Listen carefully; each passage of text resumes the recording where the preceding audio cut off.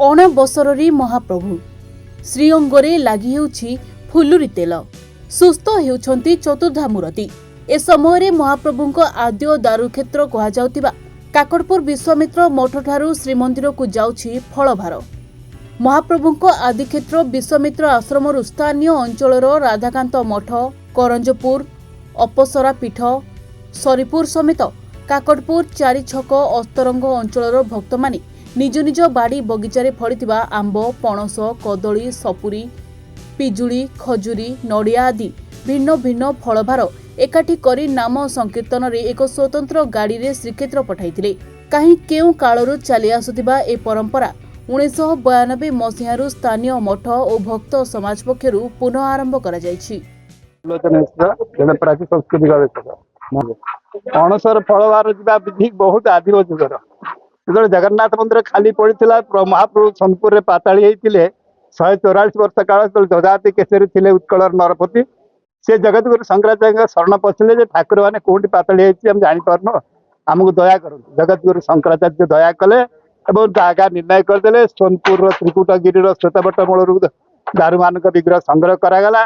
नवकल करने चिंता कले गुरु थे रंतीदेव जयदेव 23 वर्ष उपर सी कहले अधिकार माँ मंगलांकर चलो जीवा देउली मठर माँ मंगला अच्छा श्वेतबट मूल आज्ञा आने सी चैत्र मास आसी जानी जात्रा लगिला। गजपति निजे आसिले जानी जात्रा लगिला, झाम जात्रा है रातिकूल सब मठ मंदिर सजाड़देले।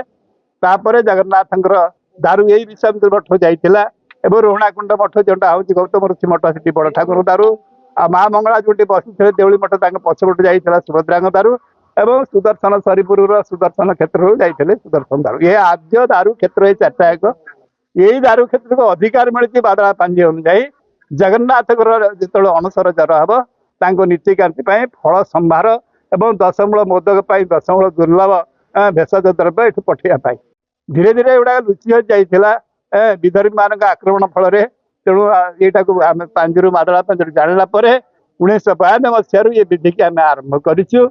भक्त मान बड़ आग्रह जहाँ बाटे जहाँ फल छुई दौरान अणसर पंचमी पूर्व अणसर पंचमी दिन नाम संकीर्तन सहित विश्वामित्र मठरू यही फल संभार अणसर फल संभार श्रीक्षेत्र जीवार विधि पुनः स्थापन हो जाए। भक्त अगणित जगन्नाथ प्रेमी मन में बहुत आनंद भरी जाए।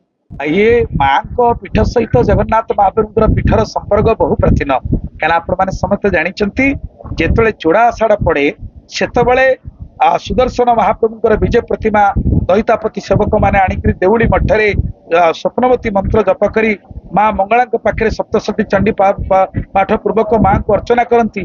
माँ आज्ञा हेले महाप्रभुर दारू निर्णय होता है।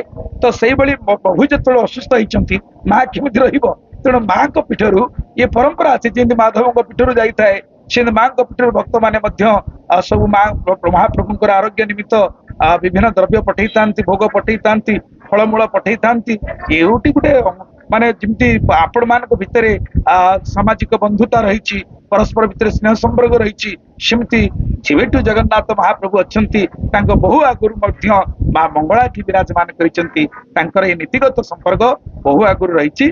प्रभु जो आरोग्य हाँपाई से देखिए बड़ ओडिया मठ अच्छी बड़ ओडिया मठरे वर्षे धरी जो तेल थाए फुलुरी तेल जहाँ एक औषधीय तेल महाप्रभु को लिपन करा जाए। महाप्रभु यही समय अन्न प्रसाद पाती महाप्रसाद पाती सागर चकटा भोग लगे पणा पानी लगे तेणु जमी आम मैंने शरीर रोगग्रस्त हेले साधारण खाद्य खाई न थाए जथा देहे तथा देवे। महाप्रभु यही समय अन्न प्रसाद न पाई फल मूल पाई था चकटा भोग पाई था पणा पानी पी था फुलुरी तेल चिकित्सा करा तापर महाप्रभु सुस्थ होकर नव यौवन दर्शन दियंती।